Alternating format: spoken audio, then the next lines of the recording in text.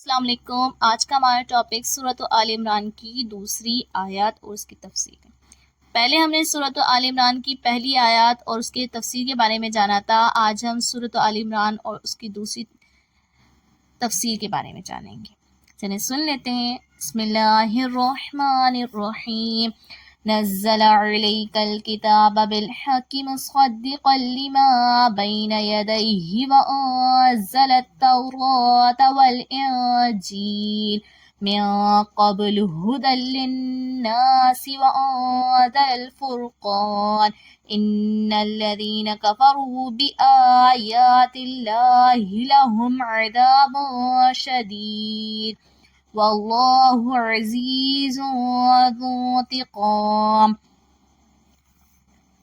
اس نے تم پر یہ سچی کتاب اتاری جو پہلے کتابوں کی تصدیق کرتی ہے، اور اس نے اس سے پہلے توریت اور انجیل نازل کی، لوگوں کو ہدایت دیتی، اور اللہ نے حق اور باطل میں فرق اتارا۔ بے شک وہ لوگ جنہوں نے اللہ کی آیتوں کا انکار کیا ان کے لیے سخت عذاب ہے، اور اللہ غالب بدلہ لینے والا ہے۔ اس سے معلوم ہوا کہ قرآن پاک کے بعد کوئی کتاب آنے والی نہیں، اور نہ کوئی نیا نبی تشریف لانے والا ہے، کیونکہ قرآن مجید سے گزشتہ کتابوں کی تصدیق ہے۔ بعد میں نہ کسی کتاب کے آنے کا تذکرہ کیا اور نہ اس کی بشارت دی، جبکہ قرآن پاک کو چونکہ توریت اور انجیل کے بعد آنا تھا، اس لیے ان کتابوں میں قرآن کی بشارت پہلے ہی دے دی۔ ان اللہ لا یخفی علیہ شیء فی الارض ولا فی السماء هو الذی یصورکم فی الارحام کیف یشاء لا الہ الا هو العزیز الحکیم۔ اللہ پر کچھ چھپا نہیں، زمین میں نہ آسمان میں۔ بے شک اللہ پر کوئی چیز پوشیدہ نہیں۔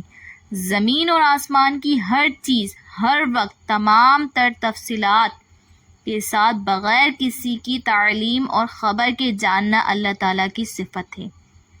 یہ صفت کسی بندے میں نہیں، کیونکہ مخلوق کو جو علم ہے وہ اللہ تعالیٰ کے بتانے سے ہے، اور وہ بھی قابل فنا ہے، یعنی اس کی کوئی نہ کوئی انتہا ہے اور وہ ختم بھی ہو سکتا ہے۔ نیز وہ تب سے ہے جب سے اللہ تعالیٰ نے بتایا، اور تب تک ہے جب تک اللہ چاہے۔ ایسے علم کو علم عطائی کہتے ہیں، جیسے اللہ تعالیٰ نے حضرت ابراہیم علیہ نبینا صلاۃ والسلام سے متعلق ارشاد فرمایا، وَكَذَلِكَ نُرِي إِبْرَاهِيمَ مَلَكُوتَ السَّمَاوَاتِ وَالْأَرْضِ، اور ہم نے یوں ہی نہیں ابراہیم کو آسمانوں اور زمین کی بادشاہت دکھا۔ اس آیت میں حضرت ابراہیم علیہ السلام کو مشاہبات ارض اور سما کے ذریعے علم عطائی کیے جانے کا ذکر ہے۔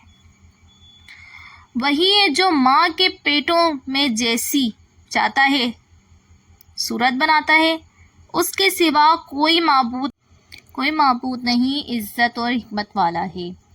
وہی ہے جو ماں کے پیٹوں میں تمہاری صورت بناتا ہے، ایک بے قدر چیز کو انسانی شکل میں ڈھال دیتا ہے، اسے مرد یا عورت، گورا یا کالا، خوبصورت یا بدصورت بنانا اللہ تعالیٰ کی قدرت سے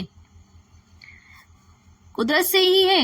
ماں کے پیٹ میں بچے کی شکل بننا، اس میں روح پھونکنا، اس کی تقدیر لکھنا، یہ سب کچھ فرشتے کرتا ہے۔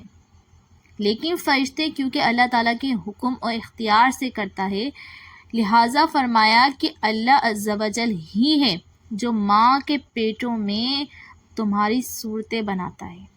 کیونکہ حضرت سیدنا عبداللہ بن مسعود رضی اللہ تعالیٰ عنہ سے روایت ہے، نبی کریم صلی اللہ علیہ وسلم نے ارشاد فرمایا، تم میں سے ہر ایک کی خلقت اس کی ماں کے پیٹ میں 40 دن تک جمی رکھی رہتی ہے، پھر وہ خون کے لوتھڑے کی صورت بنتا ہے، پھر گوشت کی بوٹی کی طرح ہوتا ہے. پھر اللہ تعالیٰ ایک فرشتہ بھیجتا ہے جسے 4 چیزوں کا حکم ہوتا ہے.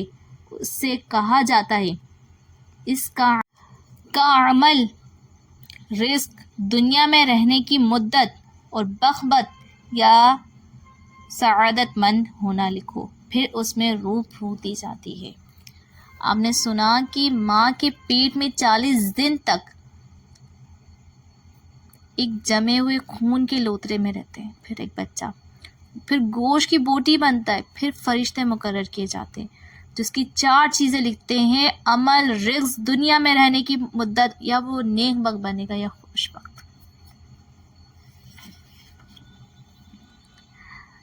اللہ تعالیٰ سے دعا ہے جو آج ہم نے سنا سورۃ آل عمران میں،